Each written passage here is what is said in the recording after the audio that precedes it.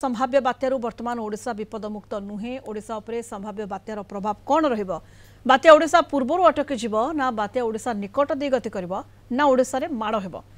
एने कोनोसी मॉडल किछि स्पष्ट आकलन करि नाहंती। 24 किंबा 25 तारिख पर ओडिशा को नै किछि स्पष्ट चित्र मिलि पारे।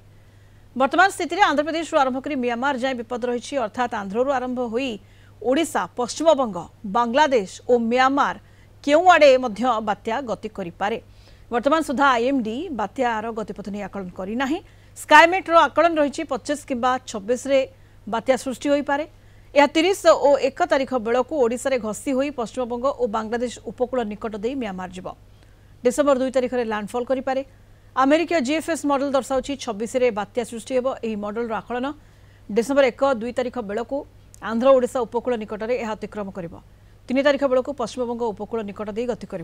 डिसेम्बर 4 तारिख बेलू बांग्लादेश और म्यांमार मझिरे स्थलभाग अतिक्रम करें। यूरोपीय मॉडल अनुमान जे 26-27 बात्या सृष्टि हेबो। यह डिसेम्बर 2-3 तारिख भितर आंध्र ओडिशा उपकूल निकट में पहुंचब। वर्तमान माल्टा स्ट्रेट और निकटवर्ती दक्षिण अंडमान सागर उपर स्पष्ट चिन्हित लघुचाप क्षेत्र रही।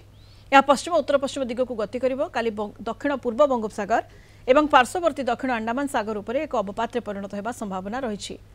यह परवर्ती 48 घंटा भितर पश्चिम उत्तर पश्चिम दिग को गति कर। दक्षिण पूर्व बंगोपसागर उपर आहुरी घनीभूत हो बात्यारे परिणत हो पारे। मोटामोटी जना पड़ुची जे गोटे बात्या हबार यथेष्ट संभावना अच्छी। कारण जो उपादान माने अच्छी सामुद्रिक कहतु कि वायुमंडल उपादान माने सेटा बात्या सृष्टि करने अनुकूल परिवेश सृष्टि करुँच।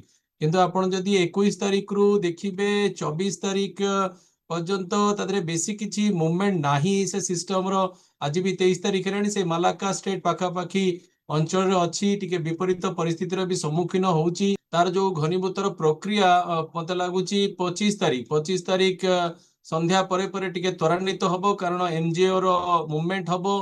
द्वितीय जिनस होउची से जो घूर्णिबलयटा कि लघुचाप क्षेत्रटा टिके मालाका स्टेट रु मूवमेंट करिवो दक्षिण पूर्व बंगोपसागर और दक्षिण पश्चिम बंगोपसागर। सेठी भी टिके सामुद्रिक परिवेश भल अच्छी। 28 रु नहीं 30 तापमात्रा अच्छी। तेणु सेटा गोटे संगठन प्रक्रिया रे हेल्प करिवो। ताकू जदि आपण मोटामोटी प्रोजेक्शन देखिबे आपणकर 26 रु नहीं कि डिसेम्बर 2-3 पर्यंत मॉडल माने प्रोजेक्शन देखौचंदी तार जीवन चक्र। तेणु आपण जदि गोटे कंजर्वेटिव एस्टिमेट भी नेबे 26 रु 30 तारिख पर्यंत से गोटे सामुद्रिक परिवेश कहतु कि वायुमंडल परिवेश गोटे अनुकूल परिवेश रहिबो।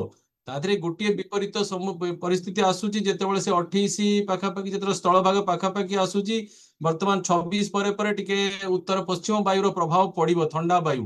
तेणु से वायुटा टिके विपरीत परिस्थिति ताकू आनी पारे। बात्यार जदि अनुष्ठानिक जो ऑफिशियल आपण कहउचंदी मते लागुची समय सीमा रहउची। जदि टिके आपण लिबरल रहिबे 26 तारिख हे जाई पारे। जदि टिके कंजर्वेटिव रहिबे 27 तारीख मैक्सिमम मत लगुच से जो क्राइटेरिया फिट हो ऑफिशियली जो नामकरण जो सेनियर मत लगुच यथेष्ट संभावना लगुच।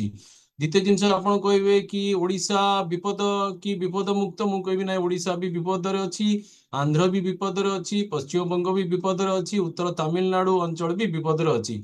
संपूर्ण जोनटा विपद रे अछि। कारण सिस्टमटा जदि आपण गोटे ओवरऑल अधिकांश मॉडल नेबे आ जो उत्तर आंध्र कि ओडिशा पाखापाखि जो मॉडल माने आणुचंती से सब कैटेगरी 2 कैटेगरी 3 सिस्टम सब आणुचंती। तेणु विपद वर्तमान टळिनी आ ऊपर आहुरी हमकु क्लैरिटी आनिया पड़ियो। मत लागुची 24 परे परे कि 25 परे परे आ ऊपर क्लैरिटी आसीबो जे एग्जैक्टली तार जो रीजन ऑफ टारगेट टा आंध्र तमिलनाडु कि आंध्र ओडिशा कि ओडिशा पश्चिम बंग गोटे रीजनेबल मत लगुच टारगेट टा पाखापाखि हमकु जଣା पड़िबो। वर्तमान ओडिशा विपद मुक्त नुहे।